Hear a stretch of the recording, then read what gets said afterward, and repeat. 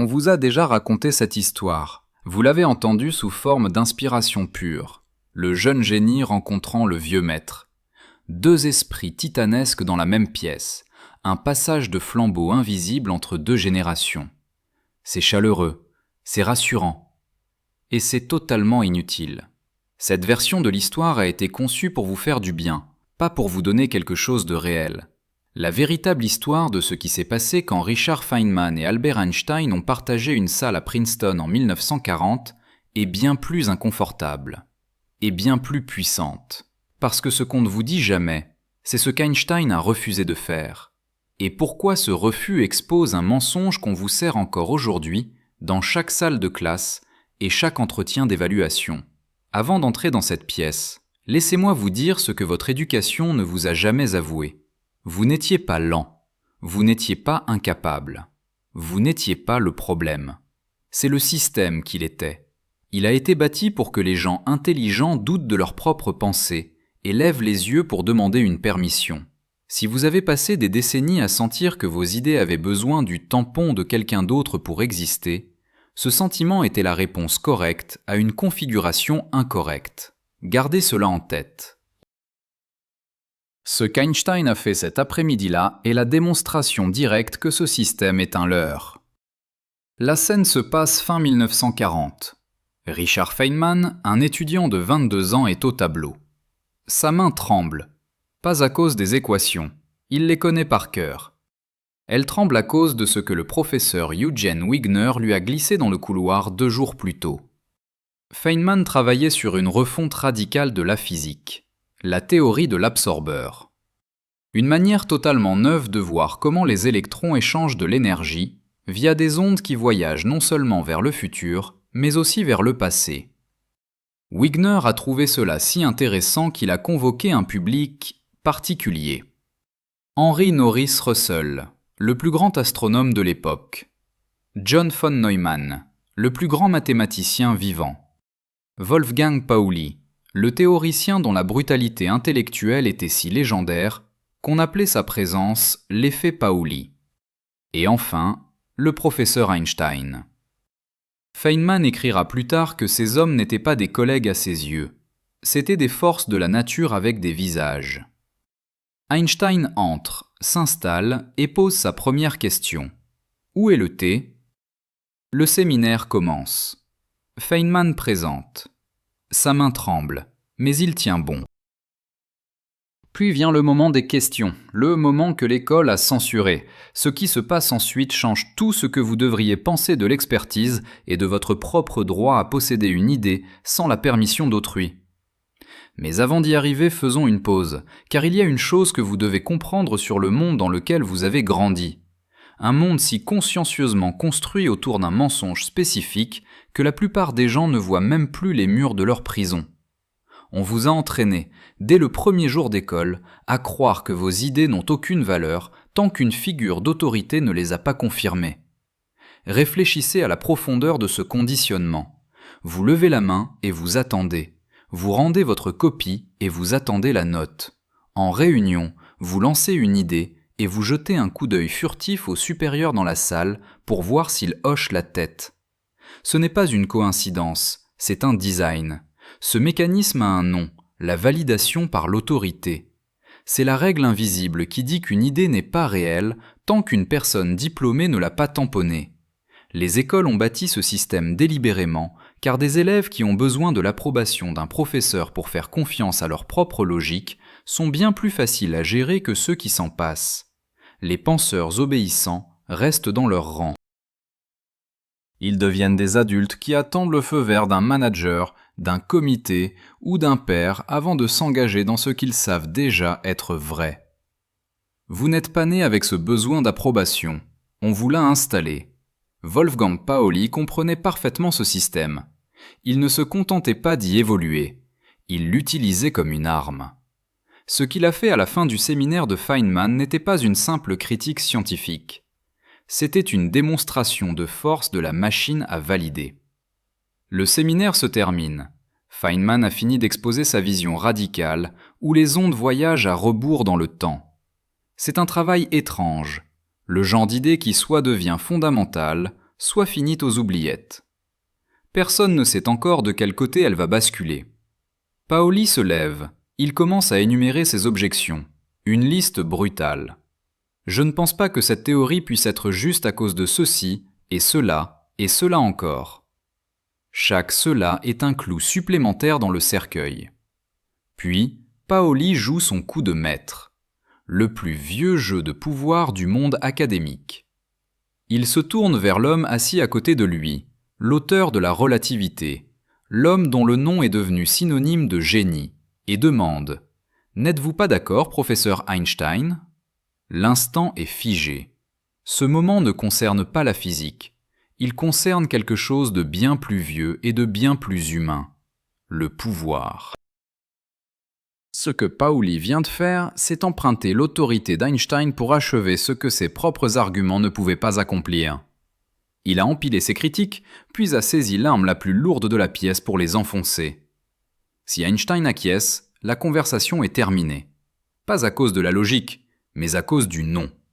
C'est le coup de Paoli, et vous l'avez vu 1000 fois dans votre propre vie. C'est le collègue senior qui démolit votre proposition en réunion puis se tourne vers le chef. N'êtes-vous pas d'accord pour dire que cette approche pose problème ? C'est l'utilisation de la hiérarchie comme substitut à la vérité. Toute la salle attend. Einstein marque une pause, puis il dit « Non ». Un long « no » à l'accent allemand. Poli, délibéré, presque doux. Et puis, la phrase la plus importante. Je trouve seulement qu'il serait très difficile de construire une théorie correspondante pour l'interaction gravitationnelle. C'est tout. Pas de condamnation globale. Juste une réserve spécifique sur la gravité, son domaine. Sur tout le reste, silence. Feynman a écrit plus tard. Il était très tolérant envers les autres idées. Ce n'est pas de la politesse, c'est une discipline intellectuelle extrême. Einstein a compris qu'on lui demandait d'être un tampon, pas un penseur. Et il a refusé. C'est ce que j'appelle le test de pression. Il survient quand on demande à une autorité non pas d'analyser, mais de ratifier pour clore le débat.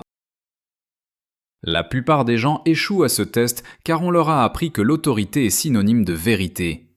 Mais la vérité se fiche des diplômes. Si Einstein avait hoché la tête, la théorie serait-elle devenue fausse ? Non. La nature ne vote pas. Feynman a compris ce jour-là que même l'homme le plus puissant de la science refusait de jouer au juge suprême. Einstein ne l'a pas validé, il a simplement refusé de l'exécuter. Einstein n'a pas dit que la théorie était bonne, il ne l'a pas défendue. Il n'a pas donné à Feynman cette validation que chaque étudiant dans cette salle aurait désespérément voulu. Ce qu'il a dit, c'était « J'ai une réserve, la gravité. Une seule objection, précise, délimitée. C'est l'opposé exact de ce que l'école vous a appris à faire. Le système scolaire récompense les jugements globaux. Cette approche est mauvaise, cette méthode ne marche pas. Ces verdicts généraux procurent un sentiment de puissance parce qu'ils sonnent comme des vérités absolues, mais ils sont en réalité paresseux. Ils revendiquent une certitude que l'orateur n'a pas sur un territoire qu'il n'a pas totalement cartographié. L'honnêteté intellectuelle d'Einstein consistait à ne dire que ce qu'il pouvait réellement défendre. Une phrase, une préoccupation, un domaine. Tout le reste, le catalogue d'objections de Paoli, le consensus de la salle, a été laissé de côté. Feynman a absorbé cette précision.